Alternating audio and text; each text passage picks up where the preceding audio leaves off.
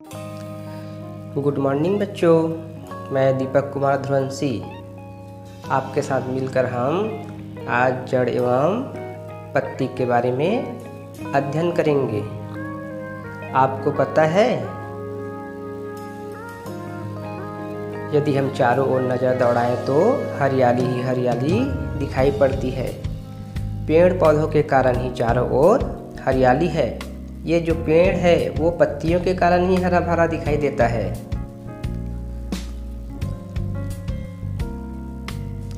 आइए पाठ्य पुस्तक के निर्देशानुसार हमारे बच्चों के साथ आप भी कुछ समय निकालकर स्कूल से बाहर आइए और पेड़ पौधों को नज़दीक से हमारे साथ समझने का प्रयास कीजिए।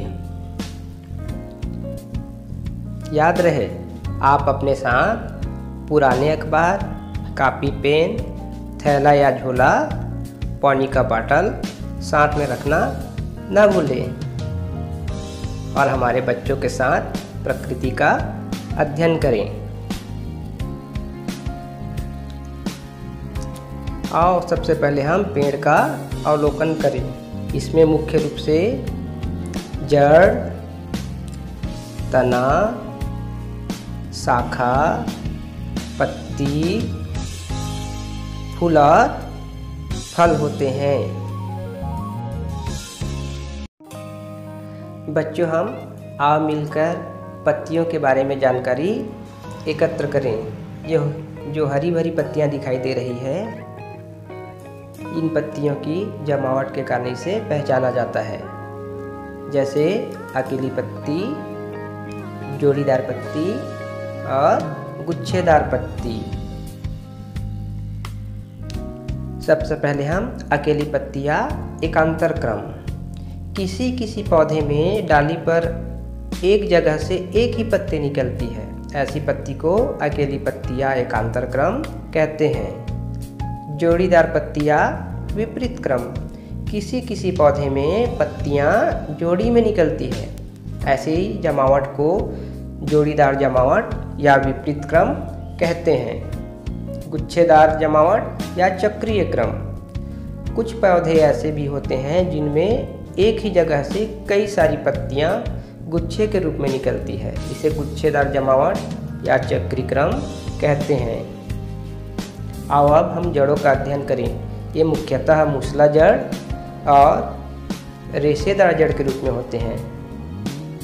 मूसला जड़ ऐसे जड़ जिसमें एक मुख्य जड़ होती है और इस मुख्य जड़ से अनेक जड़ें निकलती है। ऐसे जड़ को मूसला जड़ कहते हैं। जैसे मूली, गाजर, नीम इत्यादि। रेशेदार जड़ ऐसे जड़ जिसमें कई जड़ें एक साथ रेशे के रूप में रहते हैं। ऐसे जड़ को रेशेदार जड़ कहते हैं। उदाहरण धान, खरपतवार इत्यादि।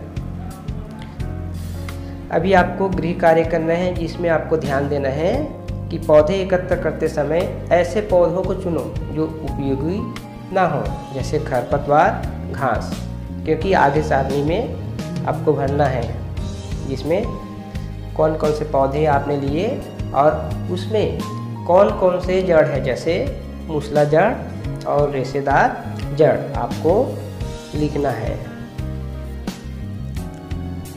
पत्तियों में विन्यास। पत्ती की दोनों सतहों का ध्यानपूर्वक अवलोकन करो।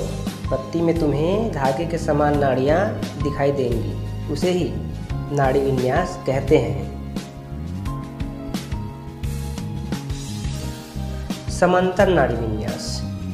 पत्तियों में देखने वाली ये नाड़ियाँ एक दूसरे के समांतर होती है, तो इसे समांतर नाड़ी विन्यास कहते हैं।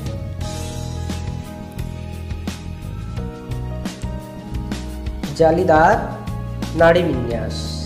पत्तियों में दिखाई देने वाली नाड़ियाँ जब एक दूसरे को काटती हुई जाली के समान दिखाई देता है, इसलिए इसे जालीदार नाड़ी विन्यास कहते हैं। चलो आज के लिए एक और गृह कार्य है।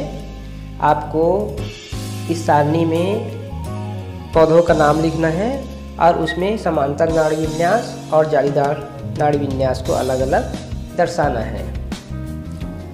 अब हम जड़ एवं पत्ती में रिश्ता देखते हैं। जिन पौधों में मूसला जड़ है उनकी पत्तियों में जालीदार नाड़ी विन्यास पाया जाता है और जिन पौधों में रेशेदार जड़ है उनकी पत्तियों में समांतर नाड़ी विन्यास पाया जाता है।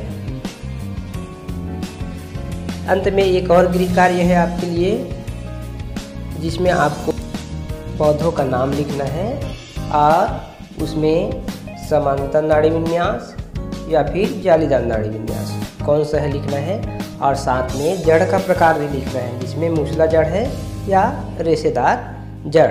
उदाहरण के लिए यहाँ धान में कौन सा नाड़ी विन्यास है? समांतर नाड़ी विन्यास है और जड़ कौन सा है? रेशेदार जड़। इस प्रकार आपको स्वयं से बाकी कॉलम को पूरा करना है और सही जानकारी भरना है। ध्यान से वीडियो देखने के लिए आपका बहुत बहुत धन्यवाद। कक्षा 1 से 5 तक सभी विषय के लिए वीडियो देखने के लिए हमारे चैनल सब्सक्राइब कर बेल आइकन जरूर दबाएं।